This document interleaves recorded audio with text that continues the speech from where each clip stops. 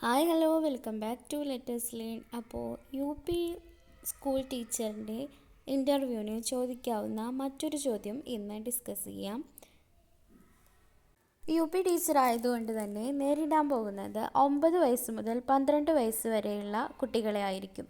അപ്പോൾ ആ കുട്ടികളുടെ സ്വഭാവഘടന എന്താണ്, അല്ലെങ്കിൽ അവയുടെ സ്വഭാവ സവിശേഷത എന്താണ് എന്നൊരു ചോദ്യം സൈക്കോളജി ഭാഗത്ത് നിന്നും വന്നാൽ എങ്ങനെ നമുക്കതിനെ നേരിടാം? ഈ ഒരു പ്രായത്തിന് ഒരുപാട് പ്രത്യേകതയുണ്ട്. ഈ പ്രായത്തിലാണ് കുട്ടികൾ ശാരീരികമായും മാനസികമായും ഒക്കെ വലിയ മാറ്റങ്ങൾ അനുഭവപ്പെടുന്നത്.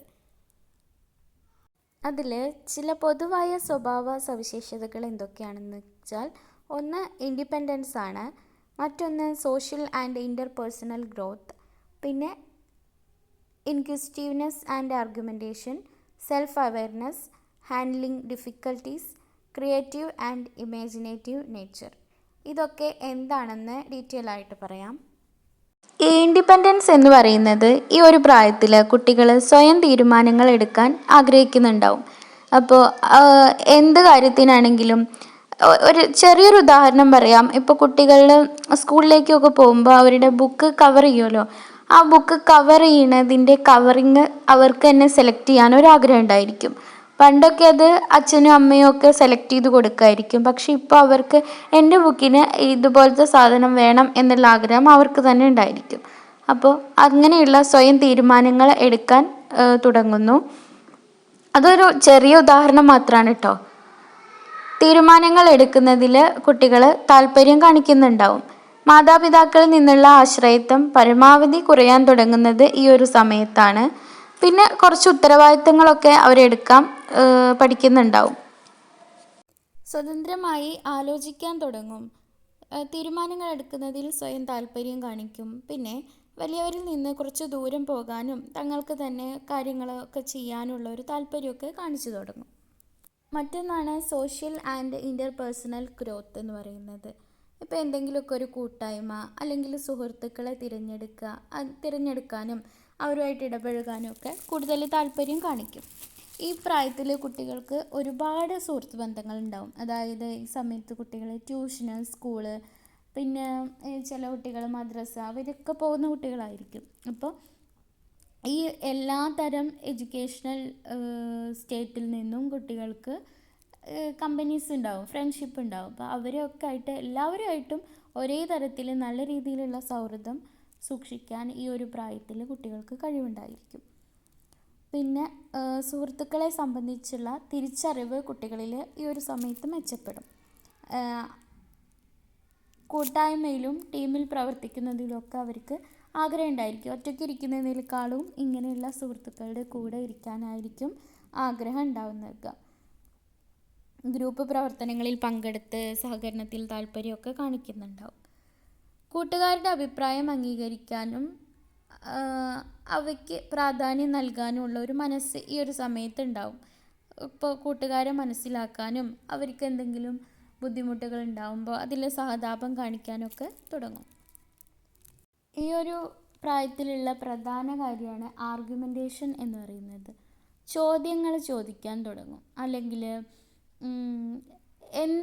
ഒരു കാര്യം പറഞ്ഞാൽ എന്തുകൊണ്ട് എനിക്ക് ആയിക്കൂടാ, എന്തുകൊണ്ട് ഞാൻ ചെയ്തുകൂടാ, എന്താ അത് എങ്ങനെ വന്നത് എന്നീ തരത്തിലുള്ള ചോദ്യങ്ങൾ കൂടുതലായി ഉന്നയിക്കും. അതുപോലെ ഇപ്പോൾ ഒരു നിയമം, നീതി, അതിനെക്കുറിച്ചുള്ള കാര്യങ്ങളിൽ വ്യക്തമായിട്ടുള്ള ഒരു ഉത്തരം അവർക്ക് കിട്ടേണ്ടി വരും. അതെന്താ അങ്ങനെ ചെയ്താൽ, അങ്ങനെ ചെയ്യുന്നത് കൊണ്ടുള്ള കുഴപ്പം എന്താ, അതെന്താ ഇപ്പോൾ അങ്ങനെ എന്നൊക്കെയുള്ള കാര്യങ്ങൾ പല കുട്ടികളും ചോദിക്കും. അപ്പോൾ ക്ലാസ് റൂമിൽ ടീച്ചറോട് ചോദിക്കാം, ധിക്കരിക്കാം. അത് മാത്രമല്ല വീട്ടിൽ തന്നെ മാതാപിതാക്കളോട് ഇങ്ങനെയുള്ള ചോദ്യങ്ങളൊക്കെ ഉന്നയിക്കാം. അപ്പോൾ ഈ പ്രായത്തിലുള്ള കുട്ടികളുടെ ഒരു പ്രത്യേകതയാണ് അത്. പ്രധാനപ്പെട്ട ഒരു കാര്യമാണ് സെൽഫ് അവെയർനെസ് എന്നുള്ളത്. സ്വന്തമായി കഴിവുകളും പരിമിതികളൊക്കെ തിരിച്ചറിയാൻ തുടങ്ങും. മറ്റു കുട്ടികളുമായി തന്നെ താരതമ്യം ചെയ്യും. അതുപോലെ വിമർശനത്തിന് എളുപ്പത്തിൽ പ്രതികരിക്കും. പ്രശംസയെ അപാരമായി ആഗ്രഹിക്കും. അപ്പോൾ ഒരു വിമർശനം വന്നാൽ അത് എളുപ്പത്തിൽ അവർക്ക് ഏറ്റെടുക്കാൻ കഴിയില്ല, അതിനെ പെട്ടെന്ന് പ്രതികരിക്കാം. അതുപോലെ അവർക്കൊരു ഗിഫ്റ്റ് കിട്ടുന്നതും അല്ലെങ്കിൽ ഗുഡ് എന്ന് പറയുന്നതും അവർക്കൊരു പ്രശംസ കിട്ടുന്നതൊക്കെ ഭയങ്കര ഇഷ്ടമായിരിക്കും. മറ്റൊരു പ്രധാനപ്പെട്ട കാര്യം ഹാൻഡ്ലിംഗ് ഡിഫിക്കൽട്ടീസ്, ബുദ്ധിമുട്ടുകളെ നേരിടുക എന്നുള്ളതാണ്. അപ്പോൾ കുട്ടികൾക്ക് ഈ ഒരു കാലഘട്ടത്തിൽ പലതരത്തിലുള്ള മാനസിക സമ്മർദ്ദങ്ങളും ഉണ്ടാവും. അതൊക്കെ നേരിടാൻ അവർ സ്വയം പ്രാപ്തരാകും, അല്ലെങ്കിൽ അതൊക്കെ എങ്ങനെ നേരിടണം എന്ന് ചെറിയ രീതിയിലൊക്കെ അവരതിനെ നേരിടാൻ തുടങ്ങും. ഇപ്പോൾ സ്കൂളിലെ വിജയം, അതുപോലെ മത്സരങ്ങൾ, കുട്ടികളിൽ ഉണ്ടാകുന്ന ചെറിയ ചെറിയ കാര്യങ്ങൾക്ക്, ഗെയിമുകൾ, കളിയിലൊക്കെ കുട്ടികളിൽ ഉണ്ടാകുന്ന കുശുമ്പുകൾ എന്നിവയൊക്കെ ഈ ഒരു സമയത്ത് സ്വഭാവത്തെ അവർ സ്വാധീനിക്കും.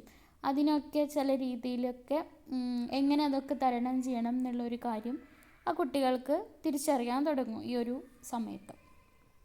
ഈ ഒരു കാലഘട്ടത്തിൽ ആൺകുട്ടിയായാലും പെൺകുട്ടിയായാലും അവർക്കൊരു ഇമാജിനേറ്റീവ് നേച്ചർ, ഒരു സാങ്കല്പിക ലോകം ഉണ്ടായിരിക്കും.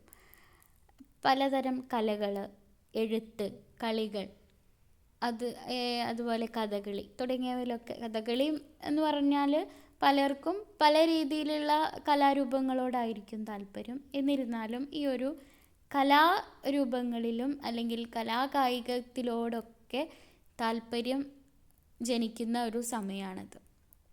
പുതിയ കാര്യങ്ങൾ മനസ്സിലാക്കാനും പരീക്ഷിക്കാനൊക്കെ ഉള്ള ഒരു ആവേശം കുട്ടികളിൽ ഉണ്ടായിരിക്കും. നല്ലത്, ചീത്ത, ശരി, തെറ്റ് എന്നിങ്ങനെയുള്ള ധാരണകൾ ഈ ഒരു സമയത്ത് രൂപപ്പെടാം. നന്മയും നീതിയും വലിയ പ്രാധാന്യം നൽകുന്നുണ്ട്. അവ തിരിച്ചറിയാനൊക്കെ തുടങ്ങും.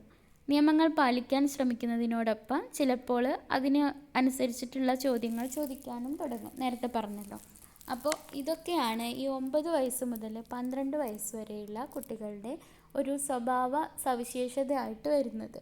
ഇത്രയും കാര്യങ്ങളൊക്കെ ഓരോ പോയിൻ്റാക്കി ഓർത്ത് വെച്ചിട്ട് ഇങ്ങനെ ഒരു ചോദ്യം നമുക്ക് മുന്നിൽ വരികയാണെങ്കിൽ എളുപ്പത്തിൽ ഉത്തരം പറയാൻ സാധിക്കും.